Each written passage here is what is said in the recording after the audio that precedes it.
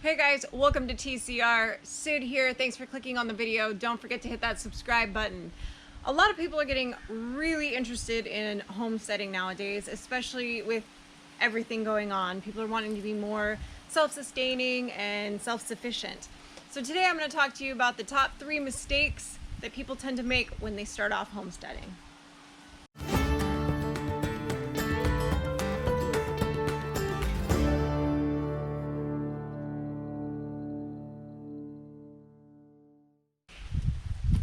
Now, I don't want you guys to take any of what I'm about to say as any form of discouragement. I love that you're taking an interest in homesteading and that you're wanting to be more self-sufficient and more sustainable. I think that's fantastic. But we do tend to fall into a few traps. And I think the first one is we try to do too much too fast. So sometimes when we get our little plot of land and we've decided, this is what we're gonna do, we kind of go crazy, sort of like a kid in a candy store, and we start buying all kinds of animals and equipment and plants and all kinds of stuff, and we end up kind of going a little bit nutty, maybe even buying things that we don't even need for a while yet, like certain butchering equipment and things like that. So the thing to think about is not to do too much too fast.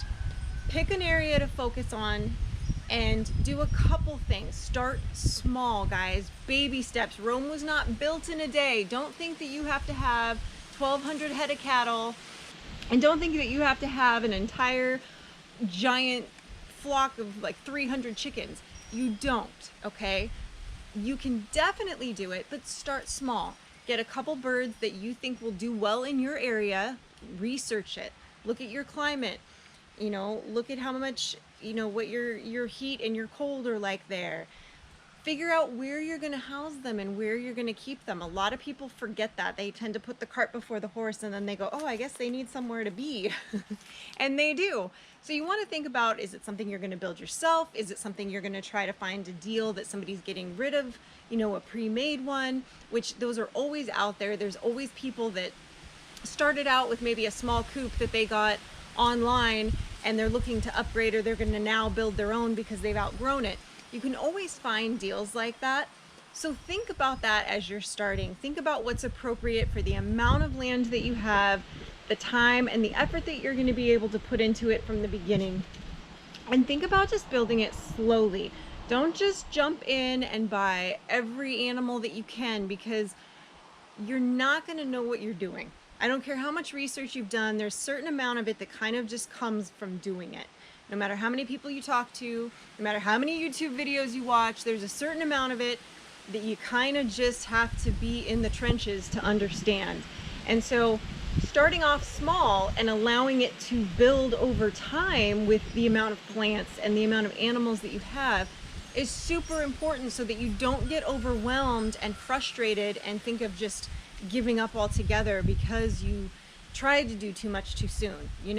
If you're going to run a marathon, you don't decide on Monday that you're going to run a marathon on Friday. No, if you're going to run a marathon, you start walking around the block first, and you plan the marathon a few months out. You got to build up to it. You have to give yourself time to adjust, or you're gonna drive yourself crazy. The second mistake a lot of people make when they start this venture is getting the wrong kind of animals for your situation. I'll give you an example. Let's say you have an acre of land, okay? And you decide goats are fun. So you're gonna get 5 goats, right? Whatever, I just picked a number. And then you realize that, well, I don't know how to milk a goat. I don't know how to take care of a goat. I don't know how to butcher a goat for meat. And it's not something that you have any interest in doing. And those are the types of things you need to think about. If you're going to get into animals, you want to make sure you get something that you're going to be comfortable with. Whether that means whatever they're going to produce, you're going to be able to fully use, or if it's something for meat, that you're going to be able to process it yourself. Here's why I say that. If you decide to get a pig, for example, and you're going to raise it up because you decide you want to, to have your own meat that you raised, that's great. Kudos to you. Pigs are large animals and it takes a lot to break them down. Now, it's not impossible, and it's not that you can't learn. We learned how to do it. Now, granted, Mike had a history in hunting and all of that growing up, so a lot of that translated. But a lot of people start to get a little bit panicky, or intimidated is probably a better word, at the idea of actually processing their own from start to finish. And there is a lot to learn. So if that's something that appeals to you, great, research it, do it, make sure you have the right equipment to do it properly. You've got to think, do I have enough, freezer space or a cool room to get the meat down to temp? Do I have a way to string the animal up so that I can, process it out, or however you choose to do it, a proper table to gut it and all of that. So there's things that you want to think about going into it. People sometimes will just pick an animal to start with, but I think it's important to start with something small that you can build up to. Starting with something like a few meat chickens or Muscovy ducks or something like that, that is a smaller animal that you can kind of test it out for yourself. You can see if it's something that you're actually physically capable of doing. You need to be able to know how to process an animal, yes, but you also need to be able to and be comfortable with putting an animal out of its misery. You're going to have animals that are going to be attacked by predators and left, beyond repair but still alive, that you might have to cull. These are things that you have to think about and be okay with doing when the time comes, because you don't want the animal suffering. So you have to think about that. And I think starting off with an animal that's appropriate for your skill level is very, very important, because you don't want the animal to be in a bad situation because you were too much in a rush or didn't do your research as to what you were capable of. You also don't want to rely on an outside butcher. You want to be able to do it yourself, because in a situation when it matters, or in a situation where you're really trying to stretch your budget, you don't want to have to hire an outside butcher to come in with every animal that you raise, because that can get very expensive very fast and will definitely increase your meat costs, because you're not going to have that extra cash that you saved from raising it yourself is now out the window and then some, because you had to pay somebody to come and process your animal for you. So definitely something to keep in mind. Start with something small. Start with, I do recommend starting with meat birds first as an option to test yourself, to see if you're comfortable with processing and gutting an animal from start to finish. Start small, build up from there would be my advice. And start with something like a bird that you can maybe be a little more detached from, especially if it's something that you're not sure if you can stomach or be okay with. A lot of people do a lot better moving forward if they start with something like a meat bird versus going straight into even a rabbit, which is smaller, but a lot of people have a hard time processing them because they can't get past the cute factor. And if it's the first thing that you're doing, it can be a little intimidating.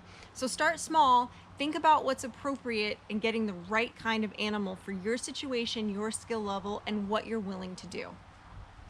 The next mistake that I think a lot of beginning homesteaders make is that they buy the wrong kind of feed for their animals. Now, that might sound very unimportant and not like a big mistake, but here's where it gets to be a big mistake.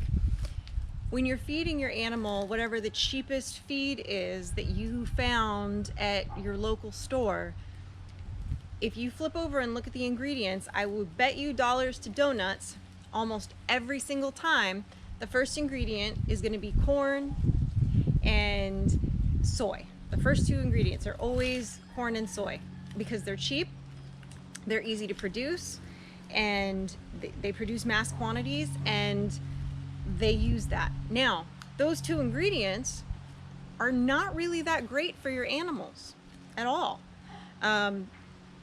Yes, they'll fatten them up,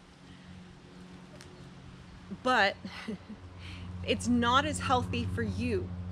because it all translates over to the meat. So when they're eating, and I'm not going to get into all the science of, you know, why feeding the animals and birds in particular corn is on a regular basis every day, all day, is not good. I'll get into that in another video. I've touched on it before and gotten more in depth about it, but it's not good for them, bottom line. It doesn't have the right nutrients that they need. You're not going to get as many eggs out of them because of it, and you're not going to get the same quality meat with the same amount of vitamin B12 and things like that that you're eating meat to get. So you want to think about that. If you're going to go through all of this trouble to raise your own animals so you can supply yourself with healthy food, don't cut corners at the last minute and buy the cheapest sweet feed you can to feed your hog. It's not good for them. And by translation, it's not good for you. The meat is not going to be as healthy for you and your family. It's just not. And so spending a little bit more on some quality food, I've mentioned many times, locally here we have King Feed, and they make a line of what they call Freedom Feed. And it's free, it's non-GMO, corn and soy free, and it's packed full of really good grains and things for them. And I highly recommend finding a feed in your area that is comparable, that doesn't have a lot of the fillers and the things in it that you don't want. You always want to check your feed too for whatever animal you're feeding to make sure that the percentage of protein is correct, that it's not too high, that it's not too low. A lot of times when you buy the cheaper feed, the protein will be on the lower end of okay or even not okay. I've seen a few times where it's like only 14%, and it's, you know, ideally you want it up higher, between 17 to 20%. So those kinds of things, cutting that corner at the last minute, you're really doing yourself a disservice because you're putting all this time and effort into your animals, and then your eggs aren't going to be as healthy from your birds, your meat's not going to be as healthy for you as well. So spending those few extra dollars a bag, which I know for some people that, you know, that sounds like a lot. And of course, imagine too, as you're growing your homestead, as you're growing your farm, you're growing things that are helping supplement that, which helps cut down your feed costs as well, because you're not having to supply as much, you know, pellet feed or grain feed as you would if that was all you had, right? So as you build this up, the garden up, you're able to supplement that quite a bit and kind of keep your food costs manageable for that, making, when you figure it out, making your you know, your overall price per pound on your animals, or price per eggs, however you're doing it, much more reasonable. So it's definitely something to think about. I think getting just the cheapest feed and cutting that corner is the #1 mistake that everybody makes. And I will admit to you right here, right now, the first year we were here, maybe not quite the whole first year, but the first several months, because I didn't know any better at the time, I got what they told me to get at Tractor Supply. I got the cheapest one, and it wasn't until a couple months later that I thought, oh, I had done some research, and I was like, oh, I don't want to be feeding this to my animals. This is no good. And I made a switch. So let me save you that heartache. And I can tell you too, that first round of birds that we did that ate the crap feed, I didn't like the chicken that we butchered. I was like, this tastes funny. I don't like it. It's kind of off. Like, it just wasn't, it was like, I'm not a big fan. And then I was almost to the point where I was like, God, do I want to raise these again? So we did it again. This was jumbo Cornish cross that we had the first year, and we still have. And I fed them a clean diet, we pastured them, and it was a night and day difference in the quality of the meat. Night and day. Now granted, my animals may not get as big as fast because I'm not feeding them, you know, corn to fatten them up, but the quality of what I get and the health benefits of it far outweigh the few dollars that I'm saving here and there on a few bags of feed. It's easy to make a lot of mistakes when you're first starting out, and that is totally okay, because you know what? We learn when we mess up. We learn when we run into a snag, and we learn to problem shoot on the fly. So it's super important that you don't let yourself get overwhelmed right off the bat, that you think about, you know, what's going to fit your lifestyle best, what you're comfortable with, and then making sure that you're feeding them some quality products, because you don't want to, you know, cut your nose off to spite your face. Here you are doing something that's healthier and better, but then you're cutting those last minute corners. So you definitely want to think about that when you're going into it. You know, figure out ahead of time, talk to some people, you know, figure out what feed cost is. What does that refer to? How many bags of feed versus whatever else I supplement with?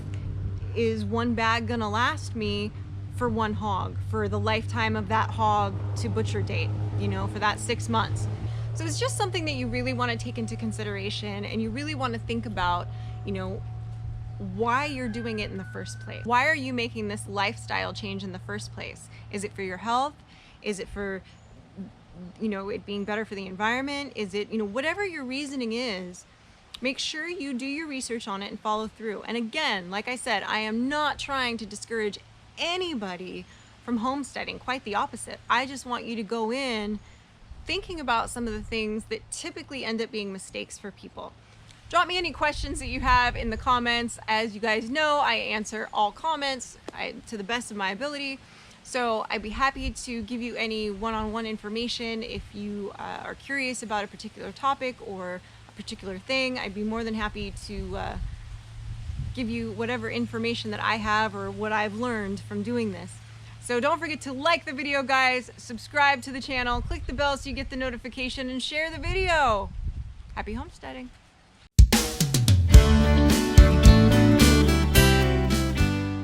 Really, airplane? Really? I'm talking here.